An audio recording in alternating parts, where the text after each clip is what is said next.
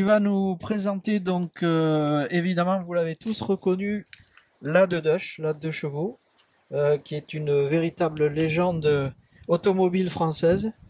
Elle a été produite, je pense, pendant 40 ans à peu près, si je me trompe pas, et elle a fait le bonheur de plusieurs générations.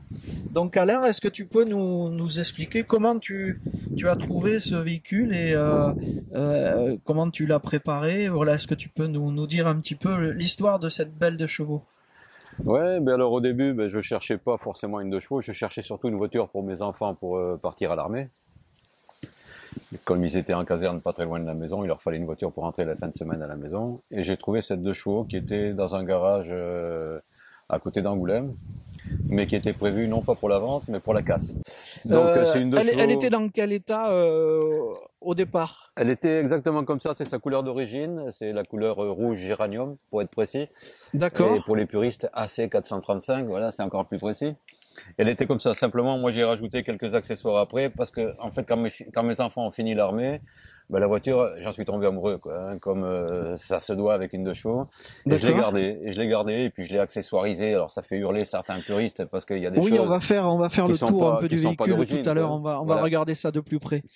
Elle a quel kilométrage à peu près Kilométrage inconnu. inconnu. Inconnu. D'accord. Au compteur, il y a marqué 20 000, mais je sais pas si c'est 120. Je pense que c'est plutôt 220, 220 000. voire 320. Je D'accord. sais pas. Je sais pas. D'accord. Il y a eu 3 moteurs depuis.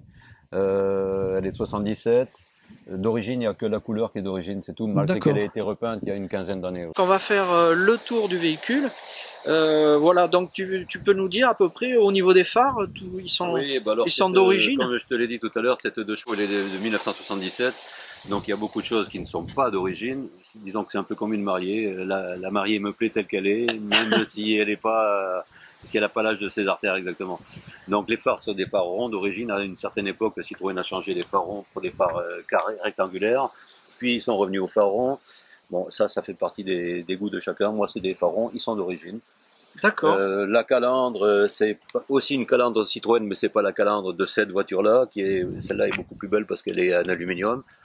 Les bananes devant sont aussi des bananes d'une 2 chevaux beaucoup plus anciennes. D'accord, donc ce que tu appelles les bananes, c'est Les ça, hein, bananes, c'est c'est des espèces de pare-choqués les ici devant renforts, les les protections, protections. Et là, ce sont des chevaux, Alors j'imagine. ça, c'est les 2 chevaux. un accessoire qui a été fait en tant qu'accessoire Citroën à une certaine époque, qui est toujours repris maintenant au jour d'aujourd'hui.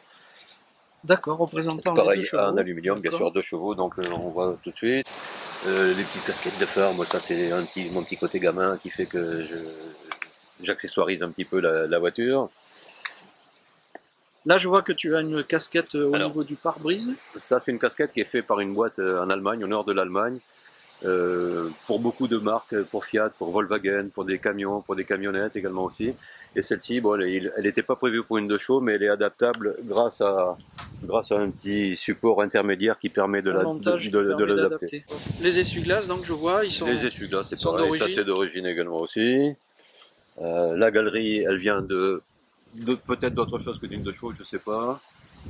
Il a fallu adapter des pattes qu'un ami m'a fait pour pouvoir adapter cette galerie qui n'avait pas de pattes au départ, voilà, pour pouvoir l'installer dessus. Donc là, vous pouvez admirer la déco, superbe déco. Avec oui qui est sur le toit de la voiture. On me demande souvent pourquoi j'ai le tché sur les portières de la voiture. Oui, alors je vous montre le tché. Attendez, on va descendre un petit peu la caméra. Voilà. Alors ça fait partie d'une autre histoire, c'est que j'ai fait tout le tour de l'Amérique latine sur les routes, sur les traces de Che Guevara. J'ai aussi écrit un bouquin là-dessus, et donc ça a beaucoup changé ma vie, ça a beaucoup changé ma vie, et c'est devenu un peu mon gris au jour d'aujourd'hui qui me suit un petit peu partout, donc pourquoi pas sur les portes de la Deutsche. D'accord, donc c'est la de Et on m'a fait c'est la Deutsche, voilà. La Deutsche. Et on m'a fait le commentaire, ouais, pourquoi le Che Guevara, on m'a fait des fois des commentaires désagréables en me disant que c'était politique, que c'était pas bien. J'ai dit, ouais, mais quelqu'un qui a Che Guevara sur sa voiture et en même temps, oui, sur le toit, il peut pas être trop mauvais non plus. Voilà. Très bien. Alors, on continue la visite. Donc, voilà, là, au niveau du vitrage arrière, il y a donc le thème de la 2 chevaux. Donc ça, c'est l'autocollant. Je viens dormir chez chez vous en 2 chevaux. Et ça, c'est souvent ce qui interpelle les gens sur la route, qui se demandent un peu ce que ça veut dire, pourquoi. Donc je leur explique ce que je fais quand je fais le Tour de France. Et la question souvent qui se termine, ah oui, et ce soir tu vas dormir où? Je sais pas, ben viens à la maison. Et souvent, j'ai eu des invitations comme ça à chaud, on va dire, sur le bord de la route. D'accord. La valise sur la galerie. Jusqu'à l'an dernier, on allait faire des collectes dans les supermarchés au profit des Restos du Cœur. Et on a récupéré des tonnes et des tonnes d'alimentation pour les restos. Donc là, il y a le panier. Le panier pique-nique. Le panier pique-nique. Qui est toujours prêt. Il y a de la place après pour mettre les bouteilles derrière, donc il n'y a pas de problème. Les bananes, encore une fois, qu'on retrouve, pareil, qui proviennent d'une vieille de chevaux également aussi, qui n'ont rien à voir avec le pare-choc de celle-ci. Mais pareil, c'est plus... Et alors là, vous allez découvrir, alors attendez, je me recule avec la caméra pour vous présenter une remorque vraiment superbe, atypique, hein. Donc avec beaucoup de déco, avec un petit véhicule placé dessus. Donc avec ça, j'imagine, Alain, on passe pas inaperçu, hein. Quand l'ensemble se déplace, déjà la couleur attire un petit peu le regard, mais en plus ça attire les gamins parce qu'il y a une voiture à pédale dessus, donc ça te permet de discuter avec les parents des gamins et puis de rentrer dans ce système d'invitation chez les gens également aussi d'une manière un peu plus facile. Alors désolé pour le son parce que là le vent se lève et on est en extérieur aujourd'hui, mais bon, j'espère que tout sera bien audible. Alors voilà, donc là on s'approche de l'intérieur du véhicule. Alors on va essayer de vous montrer le tableau de bord. Le volant. C'est un tableau de bord bricolé par moi-même également aussi, parce qu'un jour j'ai voulu le nettoyer avec un produit tellement acide que ça a enlevé tous les chiffres. Donc j'étais obligé de faire des petits collages, des rattrapages. Des rattrapages, voilà, assez un peu bizarre. Alors donc ça, tu appelles ça la boule de billard? C'est une boule de billard qui vient d'un billard, effectivement. D'accord. Voilà, donc ça... Et ça, c'est un gadget. Gadget, tu mets une installation assez pratiquée. Un gadget. Ah oui, on le voit souvent sur les deux chevaux, ce genre de choses. D'accord. On le voit souvent sur les deux chevaux. Et derrière, il y a ma petite famille qui est là aussi sur la banquette arrière. Alors, on va aller sur la banquette arrière. Et voilà, donc vous découvrez les passagers, les passagers aujourd'hui d'Alain. Je me suis laissé dire donc que tu avais réalisé un tour de France avec cette magnifique voiture.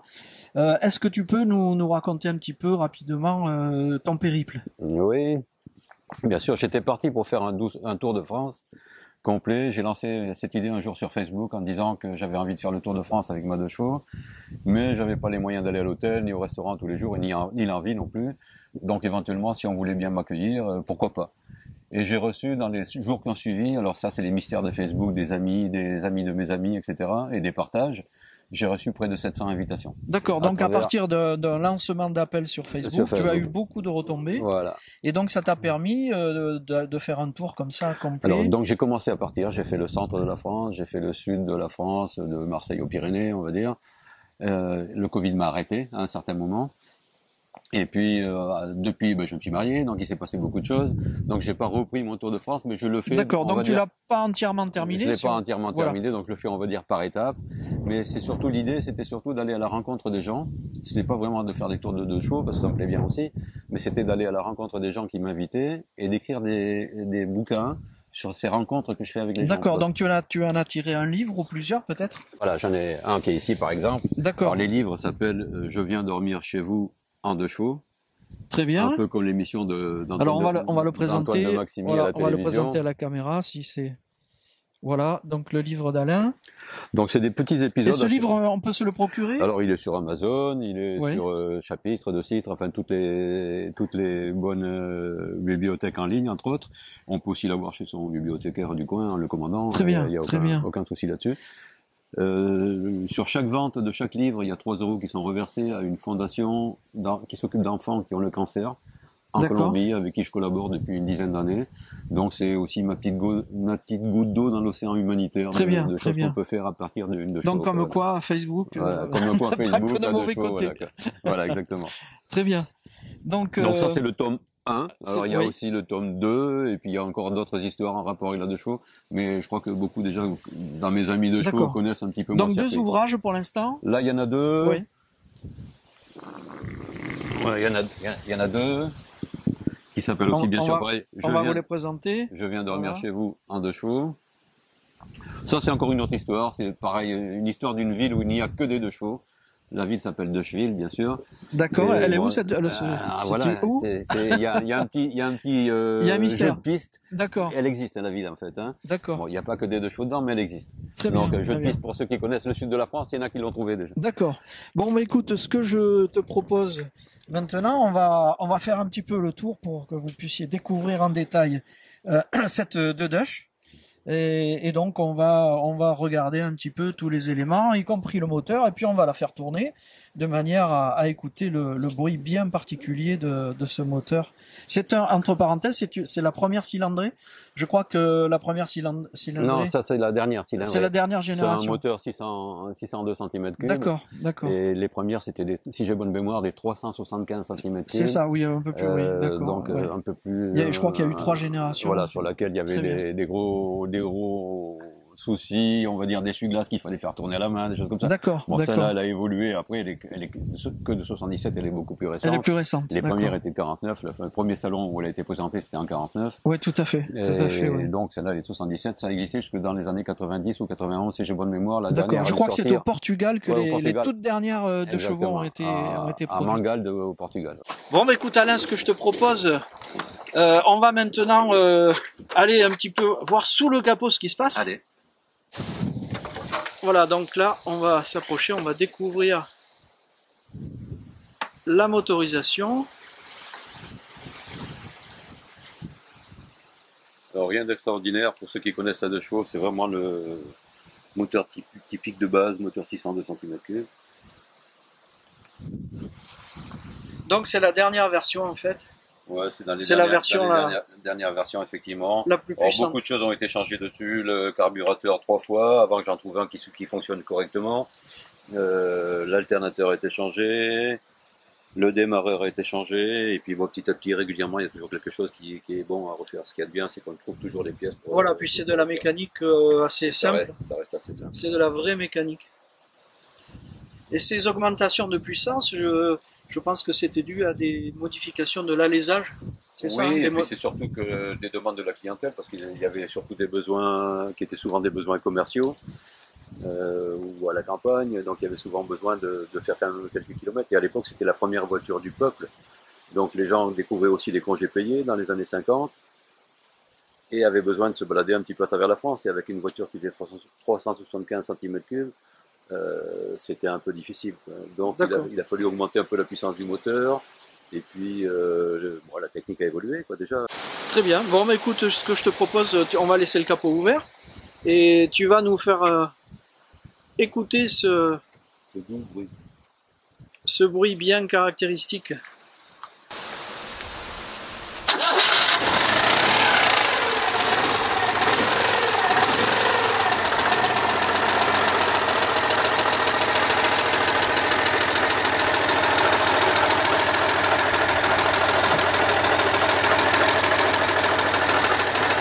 Voilà, ça a démarré quart de tour. Hein.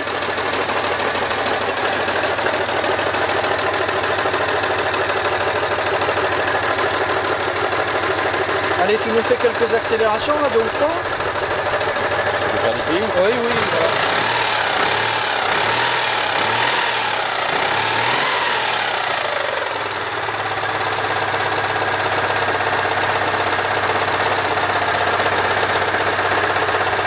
Voilà, donc un moteur qui tourne parfaitement.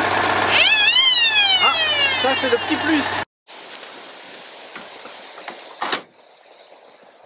Je vérifie toujours la fermeture du capot. Oui. Parce qu'il m'est arrivé une fois, en croisant un camion, de voir mon capot s'ouvrir, Se soulever. Et se plier en deux sur le toit de la voiture. Et là on n'y voit plus rien. Et là on n'y voit plus grand chose, j'avais l'impression que c'était une ridelle du camion qui était partie. Donc D'accord. depuis ça m'est resté, je vérifie toujours la sécurité. Par sécurité. Bon bah écoute, c'est parfait, merci pour cette belle visite. Et puis bien on va partir dans quelques instants se promener sur les routes et les chemins de l'estuaire. Allez, c'est parti. C'est parti.